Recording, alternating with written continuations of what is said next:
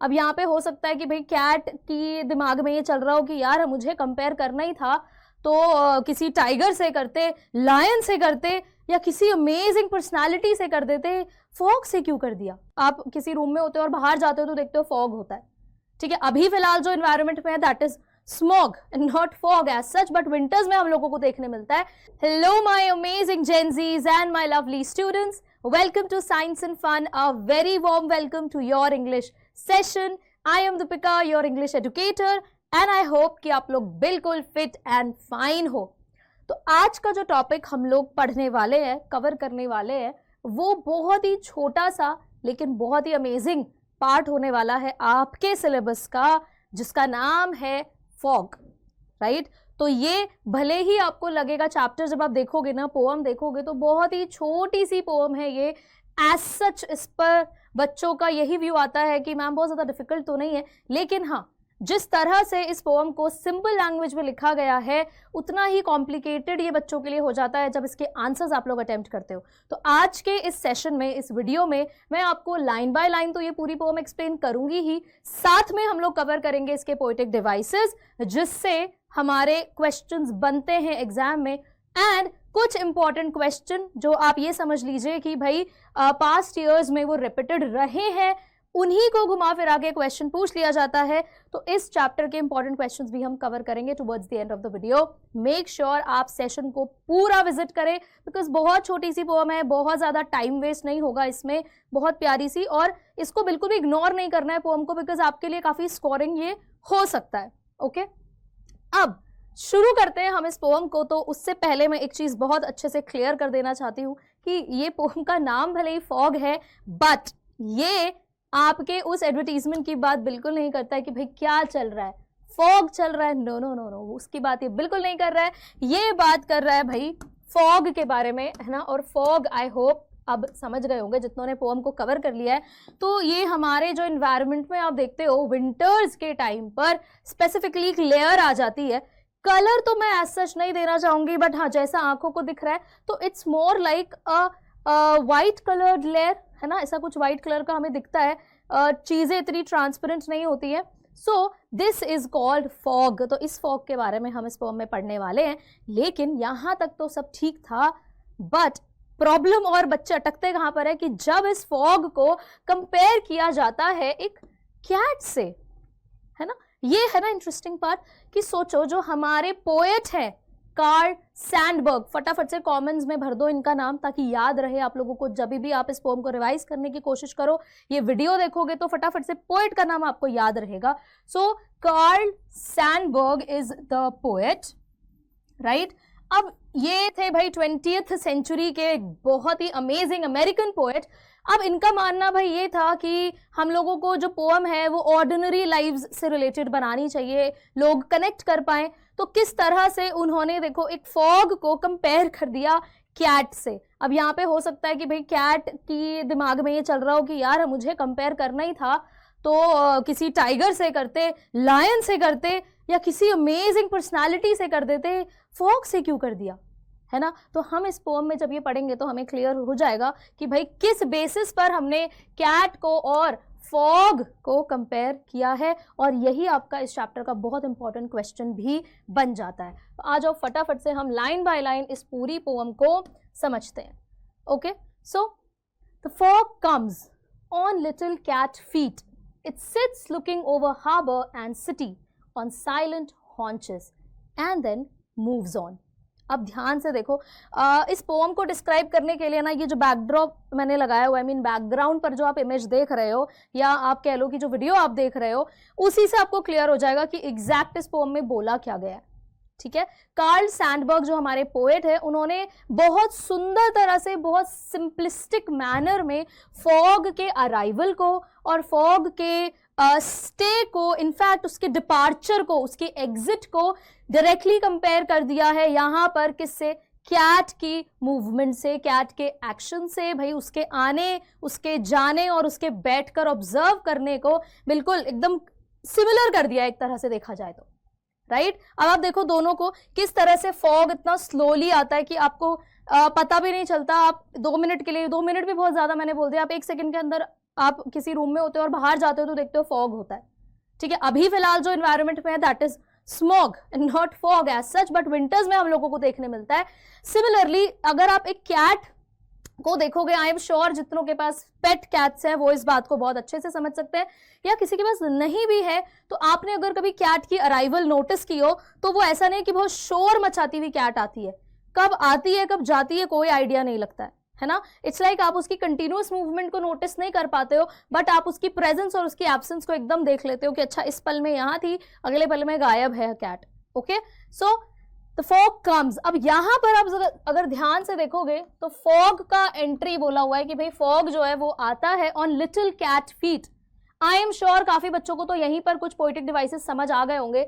On little cat feet, देखो little cat feet, directly यहाँ पर फॉग का कंपैरिजन करा है, उसके अराइवल का कंपैरिजन करा है बिल्कुल कैट के अराइवल से।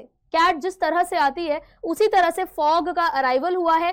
लिटिल देखो यहाँ पर बोला है तो इससे देखो क्लियरली समझ में आता है, लिटिल वर्ड अगर यूज कर रहे हैं ना, हम कब यूज करते हैं लिटिल? बहुत छोटू सी चीज के लिए जो हार्मलेस हो, राइट? तो आप एक तरह से ऐसे समझ सकते हो कि this little it denotes harmlessness, okay, harmlessness of the creature, this is an, right? तो ये क्या डिनोट करता है? रुको मैं इसे ठीक ही कर लेती हूँ, अदरवाइज आप लोग इसको हार्मलेस हैस भी लिख दोगे, यू नेवर नो, है ना, अनएक्सपेक्टेड चीजें कर देते हैं बच्चे अक्सर। तो ये जो लिटिल वर्ड यहाँ पर यूज हुआ है, कई बार ना क्वेश्चन, देखो इतनी सी पोएम में हमें बहुत अच्छे से एनालिसिस कर लेना चाहिए, एक एक वर्ड को हमें डीपली समझ लेना चाहिए, अदरवाइज एग्जाम में कहाँ से आपको क्वेश्चन आ जाएगा, आप फंस जाओगे वहां पर। अब लिटिल यूज किया है क्यों? हो सकता है कि भैया कैट के साइज को बोला गया है कि भाई छोटी सी कैट होती है, हार्मलेस होती है, राइट? सो यहाँ पर फॉग की एंट्री बोला है, किससे कंपेयर किया है? कैट की एंट्री से, which is a little cat feet, ऐसे करके बोला हुआ है, ठीक है। एक छोटी सी कैट की फीट के साथ कंपेयर किया है, बहुत ही शांति से वो एंटर करती है, and this little it denotes harmlessness of the animal. Then it sits looking, now it यहाँ पर क्या है? यहाँ पर इट फॉग को बोला है, फॉग जो है वो बैठा है, राइट? तो मुझे पता है यहाँ पर काफी बच्चों को पोएटिक डिवाइस तो समझ में आ गया होगा, जल्दी से कमेंट्स में बता दो यहाँ पर कौन सा पोएटिक डिवाइस है, मैं तो खैर बताऊंगी ही। ओके, सो फॉग जो है वो बैठा है, आसपास देख रहा है, over harbour and city. Now harbour क्या होता है? Harbour is basically the place जो आपको मैंने इनिशियली दिखाया था ना, दिस इज अ हार्बर, ठीक है। यहाँ पर क्या होता है कि आपके जो शिप्स वगैरह होती है, बोट वगैरह होती है, वो पार्क होती है, यहीं से वो आगे जाती है और यहीं पर आकर वो रुकती हैं, ठीक है। तो पार्किंग एरिया जैसा कुछ समझ लो शिप्स के लिए, बोट्स के लिए, ठीक है। जितने भी हमारे ट्रांसपोर्ट होते हैं जो वाटरवेज से ट्रैवल कर रहे होते हैं उनके लिए it is a parking space, अगर आप सिंपल लैंग्वेज में समझना चाहो। सो हार्बर पर और पूरे शहर में जो है फॉग स्प्रेड हुआ है, and it seems as if वो बिल्कुल एक कैट की तरह, जैसे कैट आती है चुपचाप से बैठ जाती है और ऑब्जर्व करती है, बिल्कुल उसी तरह से फॉग की एंट्री हो गई है, and it seems as if it is observing, as if वो सब कुछ देख रहा है, right? On silent haunches, now haunches क्या होता है? हॉन्चेस होता है आप जब अपने नीज के मीडियम से बैठते हो, अगर आपने ध्यान दिया हो कैट की, अगर आपने पोजीशन देखी हो बैठने की, तो किस तरह से कैट बैठ जाती है। अभी तो जैसे ये मूवमेंट में है, तो कैट की जो पोजीशन होती है जब वो अपने नीज का यूज करके बैठती है प्रॉपर, तो उसको बोला गया है सिटिंग ऑन द हॉन्चेस, ठीक है। अपने प्रॉपर उनका जो सिटिंग पोजीशन होता है कैट का, उसको यहाँ पर रेफर किया गया है कि बिल्कुल वैसे ही फॉग भी पूरे शहर को, पूरे हार्बर को एज इफ ऑब्जर्व कर रहा हो, एंड देन मूव्स ऑन, और फिर वो आगे बढ़ जाता है, ठीक है। यहां पर बेसिकली क्या दिखाया गया है? डिपार्चर, ठीक है, दी एग्जिट, या सिंपल भाषा में कह लो कि भाई एग्जिट दिखा दिया गया है, किसका? फॉग का भी और कैट का भी, और दोनों को कंपेयर किया है। तो अगर आप ध्यान से देखोगे तो तीन चीजों पर कंपैरिजन ड्रॉ हुआ है। पहला तो भाई एंट्री पर, दूसरा जिस तरह से कैट ऑब्जर्व करती है बिल्कुल वैसा ही लग रहा है कि फॉग भी ऑब्जर्व कर रहा है हर तरफ, and then the exit, the departure, ठीक है। जिस तरह से फॉग भी चला जाता है, पता ही नहीं चलता कब आया कब गया, वैसे ही कैट की एंट्री और एग्जिट का भी कुछ पता नहीं लगता। तो अगर आप एग्जाम पॉइंट ऑफ व्यू से देखो तो इतना समझना आपके लिए काफी है, बट अगर थरा एनालिसिस किया जाए तो it seems as if the poet is saying कि यार ऐसी ही हमारी लाइफ की प्रॉब्लम्स होती हैं, या लाइफ भी तो ऐसे ही स्विच करती है ना। ट्विस्ट्स एंड टर्न्स लाइफ में ऐसे ही तो आते हैं, अचानक से आते हैं और अचानक से जाते हैं, आपके हाथ में कुछ भी नहीं होता, है ना। तो इस तरह से ये पोम जो है पूरी फ्रेम्ड है। Now we will quickly go with the analysis part. एक बार हम पढ़ लेते हैं किस तरह से आप आंसर को प्रेजेंट करेंगे। So the poet is talking about fog like the kind we see in winter. यहाँ पर पोएट किसके बारे में बात कर रहे हैं? फॉग के बारे में बात कर रहे हैं। कौन सा फॉग? कोई भी ये नहीं बोलेगा मैम वो डिओडोरेंट या वो परफ्यूम वाला fog. No, we are talking about the kind we see in winter, जो हम विंटर में देखते हैं। He says the fog is moving towards the city। वो क्या बोलता है पोएट कि भाई फॉग जो है वो शहर की तरफ आता है। And the harbor quietly just like a cat, बिल्कुल एक कैट के जैसे शांति से आता है, पता ही नहीं चलता, एंट्री मार ली भाई फॉग ने। Then the poet tells us that the fog covers the whole city and harbor। फिर उसके बाद वो कंटिन्यू करते हैं कि पूरे शहर को कवर कर लेता है fog. And it's like the fog is sitting down, और ऐसा लग रहा है जैसे कैट के जैसे फॉग भी बैठ गया है। ओके, फोल्डिंग इट्स लेग, जो हॉन्च वाली पोजीशन मैंने आपको बताई वो यही है। Folding its leg and looking around, और आसपास देखता है। It sits like a cat on its haunches and checks things out, as if कि बिल्कुल कैट के जैसे वो बैठकर चीजों को ऑब्जर्व कर रहा है, देख रहा है। Finally the poet talks about the fog leaving, and then final जो कंपैरिजन हुआ है वो किस बेसिस पर हुआ है कि भाई अब दोनों के डिपार्चर की बात हो रही है। It goes away quietly and unexpectedly, बहुत ही शांति से वो निकल जाता है fog and the cat as well. ठीक है, अनएक्सपेक्टेडली मतलब जो उसको आप एक्सपेक्ट नहीं करते हो, आपने कभी सोचा ना हो इस तरह से। Just like a cat slipping away, जैसे कैट चली जाती है चुपके से। The fog disappears in a similar way to how a cat does when it wants to leave without anyone noticing, और ऐसे ही बिल्कुल फॉग भी बिना आपके नोटिस के वो आता है और जाता है, आपको पता ही नहीं चलता। अब जैसे अगर बारिश आनी होती है तो इतनी तेज बिजली कड़कती है ना, थंडरस्टॉर्म आता है, तूफान आता है, इतना कुछ होता है, तो फिर भी क्लाउडी हो जाता है एनवायरनमेंट, सारा स्काई पूरा क्लाउडी हो जाता है। फिर भी आपको एक अंदाजा लगता है, आप इंटरप्रेट कर सकते हो, आप परसीव करते हो यस कि भाई बारिश होने वाली है, राइट। बट फॉग की एंट्री और एग्जिट बहुत ही अनएक्सपेक्टेड होती है। ओके, ऑल्सो अगर आप थोड़ा सा और ध्यान दोगे तो यहाँ पर आप देखोगे दोनों की ही एंट्री और एग्जिट बड़ी शांत है। ऐसा नहीं है कि बहुत ही ज्यादा एक्टिव मोशन में कैट या फिर फॉग एंट्री लेते हैं। तो कई बार हमारे पास क्वेश्चन आता है, मैं आगे कराऊंगी भी, बट मुझे लगा अभी आपको बताना अच्छा रहेगा, आप अच्छे से समझ पाओगे कि यहाँ पर अगर हम बात करें फॉग की या हम बात करें कैट की, तो दोनों का ही पैसिव नेचर हमें देखने मिल रहा है। ठीक है, पैसिव नेचर आप समझते हो, जब बहुत ज्यादा एक्टिवली, क्लास में अक्सर कुछ बच्चे ऐसे होते हैं जो हर चीज में मैम मैम इस तरह से करते हैं, राइट, तो वो एक्टिव बच्चे हो गए। कुछ ऐसे होते हैं जो इंटेलिजेंट होते हैं, मैं ये नहीं कह रही हूँ, बट बहुत ही ज्यादा पैसिवली वर्क करते हैं, बहुत ज्यादा मोशन में नहीं होते हैं, उनको हम पैसिव बोलते हैं। तो इस पोएम में अगर आप ध्यान से देखोगे तो फॉग और कैट दोनों के ही अराइवल, एग्जिट और and even the observation part बहुत पैसिव है, बहुत एक्टिवली नहीं किया है उन्होंने, या बहुत एक्टिवली पोएट ने नहीं दिखाया है हमें प्रॉब्ली। ठीक है, और इतनी छोटी पोएम लिखी है, शॉर्ट लाइंस है, लिमिटेड वर्ड्स है, तो कहीं ना कहीं बहुत ही स्लो मूविंग ये पूरी की पूरी पोएम जो है एक तरह से एक इमेजरी हमारे दिमाग में डाल रही है। ठीक है, हमें देखो मूवमेंट का पूरा यहाँ पर इमेजरी दिख रहा है, किस तरह से अगर आप देखोगे तो आप विजुलाइज कर पा रहे हो। इनफैक्ट मैंने तो ये इमेज और वीडियो ऐड किया है तो आप शायद और अच्छे से परसीव कर पा रहे हो, बट अगर आप नॉर्मली भी पढ़ोगे तो आपके दिमाग में ऑटोमेटिकली इमेज बन रही है फॉग के अराइवल की, एग्जिट की, और कैट के अराइवल और एग्जिट की बन रही है ना, तो इमेजरी भी आप यहाँ पर देख रहे हो। ठीक है, कई बार पोएम में पूछ लिया जाता है, इनकेस आगे क्वेश्चन में ना हो, बट आपको पता होना चाहिए, राइट। एंड फटाफट से हम करते हैं poetic devices, because you know कि हमारे एक्सट्रैक्ट बेस्ड क्वेश्चंस में आपके पास कई बार आ जाता है ना, एक्सट्रैक्ट दिया जाता है, क्वेश्चन पूछ लेते हैं कि भाई कौन सा पोएटिक डिवाइस है, या फिर आप अपने लॉन्ग आंसर या शॉर्ट आंसर में जस्ट इन केस आपको कोई लाइन डिस्क्राइब करने आ जाती है, एक्सप्लेन करने आ जाती है, तो वहां पर आप एक लाइन में एटलीस्ट पोएटिक डिवाइस का रेफरेंस दे सकते हो। तो कई बार क्या होता है, जो आपके इन्विजिलेटर्स होते हैं, not invigilators but then examiners जो होते हैं, वो इम्प्रेस हो जाते हैं, है ना। ठीक है, तो मार्क्स तो हमें वही देंगे। सबसे पहला जो हमारे पास यहाँ पे पोएटिक डिवाइस आता है, it is metaphor, and I am sure metaphor आप लोगों को पता होगा। मेटाफर क्या होता है? It compares two things by transferring a feature of one thing to the other. Simple सी बात है, देखो मेटाफर में ना दो अनलाइक चीजों को कंपेयर किया जाता है। अब आप सोचो, कहाँ फॉग, कहाँ कैट, दो अनलाइक चीजों को कंपेयर किया है, लेकिन कंपैरिजन क्यों? उनके कुछ क्वालिटीज पर कंपेयर कर रहे हैं। तो आपने तो देखा कि किन किन क्वालिटीज पर कंपैरिजन ड्रॉ है, फटाफट से कमेंट्स में बताओ मुझे, अभी एक रिवीजन हो जाएगा इसी बात पर। ठीक है, किन क्वालिटीज के बेसिस पर कंपैरिजन ड्रॉ हुआ है, तो इसीलिए देखो हमने कंपेयर तो किया ही है ना पूरी पोएम में। So fog is compared to a cat without using like और एज, ना लाइक यूज किया ना एज यूज किया, तो ये तो मेटाफर हो गया, सिंपल, क्लियर, ठीक है। चलो अब आप कैसे डिनोट कर सकते हो, आप सिंपली लिख दो कि भैया पूरी पोएम में फॉग जो है वो कैट से कंपेयर्ड है।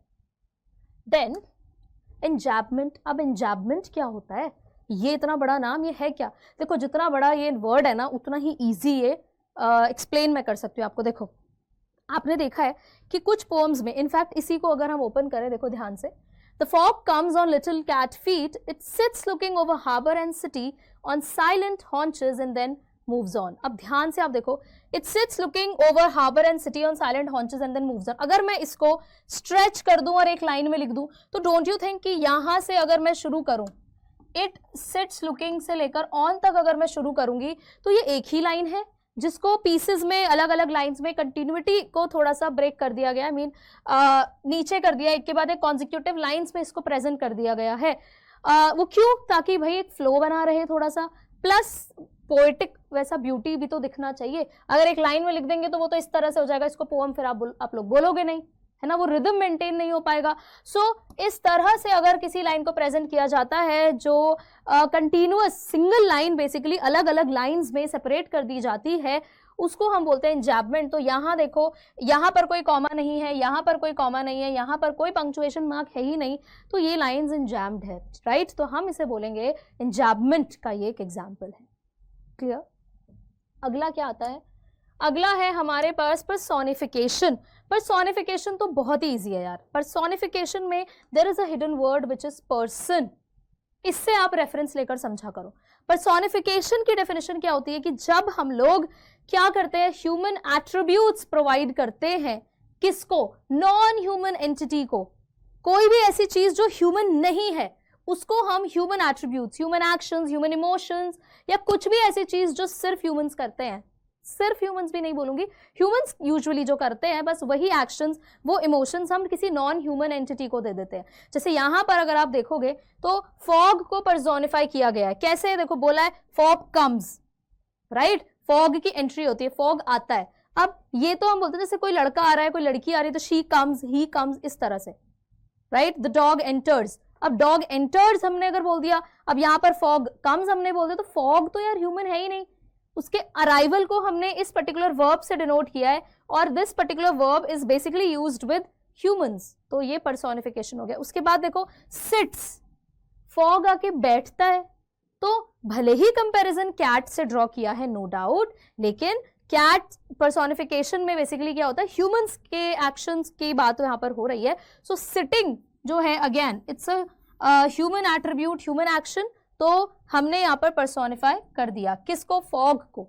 Fog sits, fog comes, it moves on, है ना, मूव ऑन लाइफ में ह्यूमंस के लिए यूज होता है मूव्स ऑन, राइट। तो ये हमारा पर्सोनिफिकेशन हो जाएगा। इसके साथ ही जैसा कि मैंने अभी आपको बताया था, आप इमेजरी भी बोल सकते हो, राइट।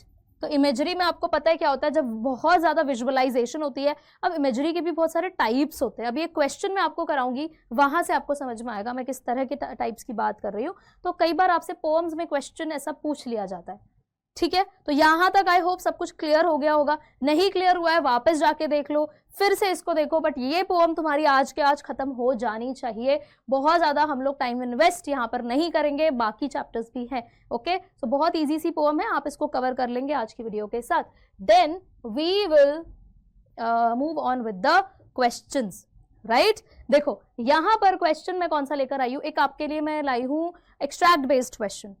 अब एक्सट्रैक्ट ही भाई इस पोएम में इतना सा है, पोएम ही पूरी इतनी है, तो क्वेश्चन देखो किस हिसाब से हम लोग तैयार कर रहे हैं। The fog comes on little cat feet, it sits looking over harbor and city on silent haunches and then moves on. अब क्वेश्चन देखो क्या है, What is the significance of the use of the word little? देखो मैंने आपको बताया था little word की इंपॉर्टेंस, तो क्वेश्चन वहां पर आया हुआ है।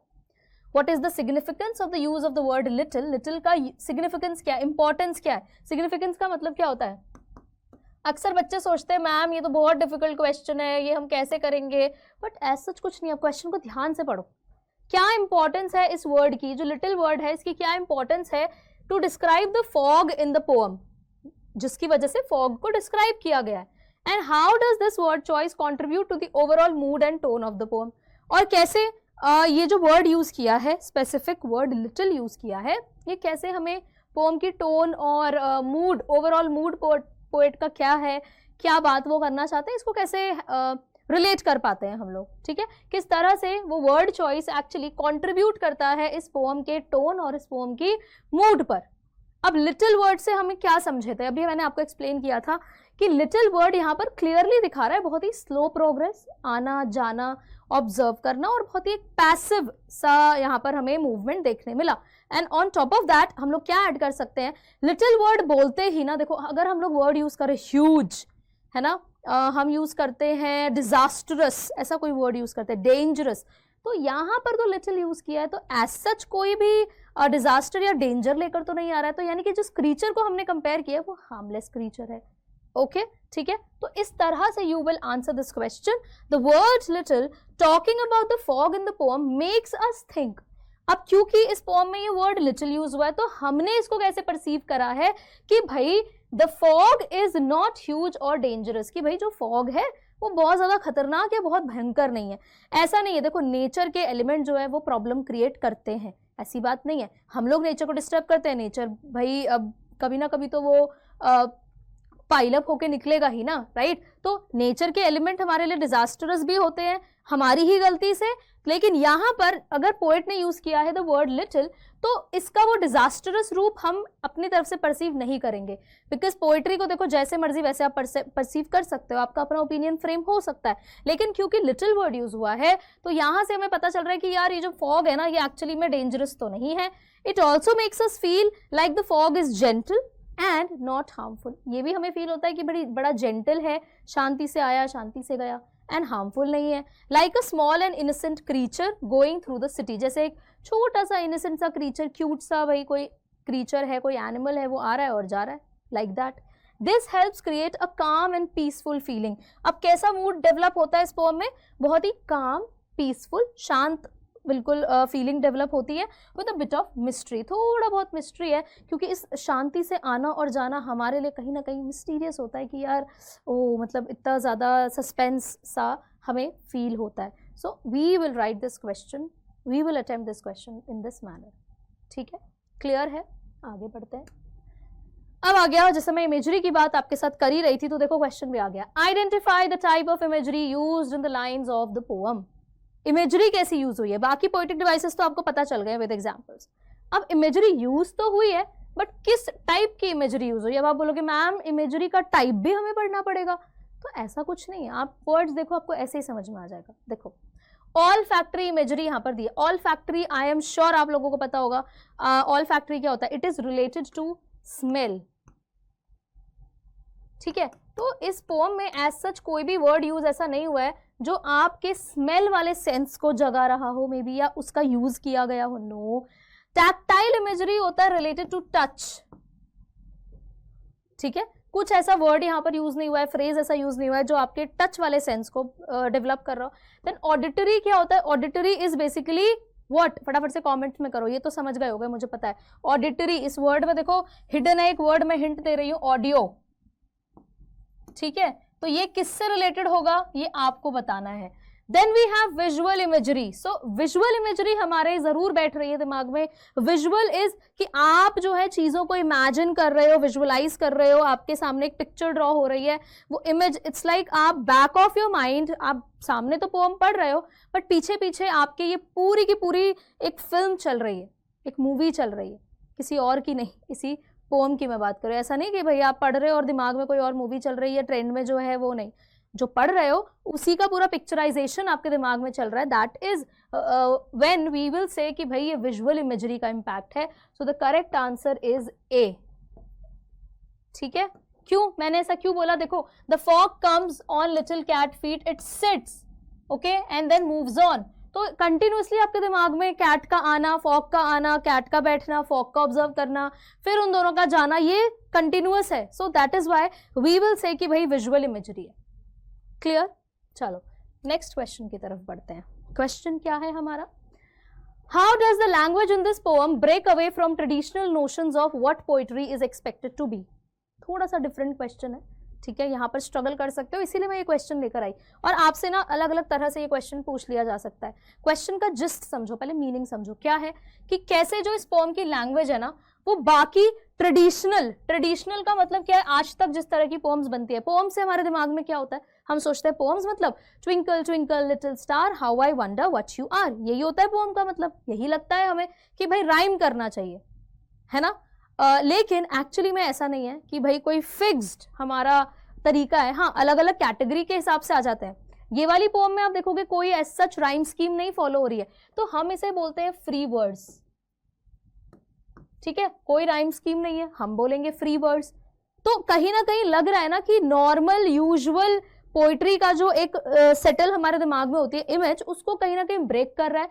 तो ये ट्रेडिशनल नोशन से कुछ अलग है, और कैसे, कौन सी लैंग्वेज और किस बेसिस पर हम ये बात बोल रहे हैं, देखो वो हम कैसे प्रेजेंट करेंगे। This pome is different from regular poems. आप देख रहे हो जितने भी आंसर्स मैंने लिखे हैं, जो भी हमने आंसर फ्रेम करने का ट्राई किया है, आपको पहली लाइन तो बहुत ही जनरल देनी है कि ये पोम हाँ रेगुलर पोम से थोड़ी डिफरेंट है, जो रोज हम लोग पोम्स पढ़ते हैं उससे डिफरेंट है, विच usually have tricky rhymes and difficult comparison, जिसमें ज्यादातर क्या होता है, बहुत ही ट्रिकी राइम्स होती हैं, अलग अलग तरह से वर्ड्स ढूंढने पड़ते हैं, लिखने पड़ते हैं, राइम कराना पड़ता है, और कई बार तो ऐसे ऐसे कंपैरिजन ड्रॉ किए जाते हैं जो हम सोच भी नहीं पाते। यहाँ तो बहुत आराम से क्लियरली कैट और फॉग को कंपेयर किया हुआ है, समझ में आ रहा है कि क्यों किया हुआ है, कुछ क्वालिटीज के बेसिस पर किया हुआ है।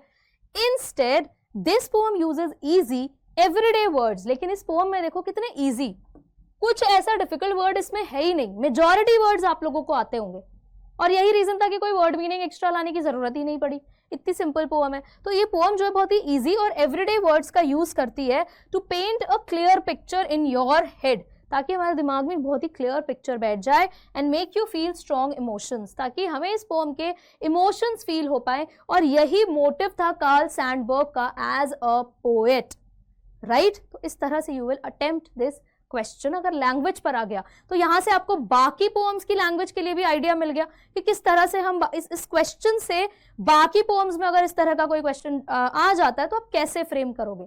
Okay, next question, would you describe the role of the fog as active और पैसिव। आप फॉग के रोल को एक्टिव या पैसिव कैसे डिस्क्राइब करोगे। देखो बहुत ही सिंपल, अभी मैंने समझाया भी था। Support your answer with reference to the poem fog. अब आपको सपोर्ट करना है इस आंसर को, आपको डेफिनेटली, देखो ये तो एक जनरल आइडिया है कि भाई आप फॉग की मूवमेंट को एक्टिव कहना चाहेंगे या पैसिव, और किस बेसिस पर आप बोल रहे हो वो आपको इस पोएम से रेफरेंस लेना है। आई एम श्योर अभी तक समझ गए होगे कि भाई फॉग की मूवमेंट जो है वो बहुत ही पैसिव है। क्यों हम ऐसा बोल रहे हैं, क्योंकि देखो हमको सेकंड वाला जो एनालिसिस कंपैरिजन किया है उसमें दिखाया है कि फॉग जो है वो एक काम ऑब्जर्वर है, बहुत ही शांत पीसफुल ऑब्जर्वर है, वो बस ऑब्जर्व कर रहा है। ऐसा नहीं कि फॉग जाके कुछ इंट्रूड कर रहा है बीच में, no, nothing like that. It comes in slowly and quietly, बहुत ही आराम से उसकी एंट्री होती है, शांति से होती है, ऑलमोस्ट लाइक इट्स स्नीकिंग इन, ऐसा लग रहा है चुपके से एंटर कर रहा है। फॉग डजंट वांट कि किसी को पता चले, ऐसा वाला है ना। स्नीकिंग इन मतलब चुपके से एंट्री लेना। It watches the city and the harbour without making any noise और डूइंग एनीथिंग स्पेशल। वो बस ऑब्जर्व कर रहा है, दैट्स इट। कोई नॉइज नहीं, कोई डिस्टर्बेंस नहीं, कुछ भी स्पेशल वो नहीं कर रहा है। It stays quiet as if its work is just to look, और बहुत ही शांति से वो बैठा है, चुप रहता है, एज इफ कि उसका काम है फॉग का सिर्फ आके ऑब्जर्व करना और चले जाना। Then it goes away slowly and quietly like it was never there, और वो चुपचाप जैसे आता है वैसे ही चले जाता है, एज इफ कभी था ही नहीं फॉग। और आप रियलिटी में इमेजिन करो अपने आसपास, सुबह जल्दी उठो, अगर नहीं उठ रहे हो तो अब उठो और उठ के देखो कैसे फॉग आता है और कैसे जाता है। वॉशरूम में गए होगे, इतनी देर में बाहर आके बालकनी में देखोगे तो फॉग गायब, ऐसा होता है ना। बहुत ज्यादा ठंड ना हो तो उस टाइम पर आप देखना। Next question, stealth is an important aspect of fog, state any 2 instances from the poem fog that suggest the same. अब स्टेल्थ क्या होता है भाई, क्वेश्चन बोल रहे हैं कि स्टेल्थ जो है वो एक बहुत ही इंपॉर्टेंट एस्पेक्ट होता है फॉग का। अब आप सोचोगे मैम स्टेल्थ तो हमें पता ही नहीं है, हम कैसे बताएं कि इंपॉर्टेंट एस्पेक्ट है फॉग का। तो ऐसी चीजों में ना आपको थोड़ा सा अपना कॉमन सेंस यूज करना है। देखो हम लोगों ने फॉग के थ्रू आउट मूवमेंट क्या देखी कि भाई बहुत पैसिव है, बहुत काम है, ऐसा तो नहीं कि बहुत एग्रेसिवली आया। तो अब यहां से आप हिंट लगाओगे कि यार stealth is an important aspect of fog, तो आप समझ जाओ कि यार कुछ ना कुछ ये पैसिव मूवमेंट से रिलेटेड बात हो रही है, क्वाइटली की बात हो रही है कि कोई बहुत शांति से आ रहा है, शांति से जा रहा है, तो वही कुछ है।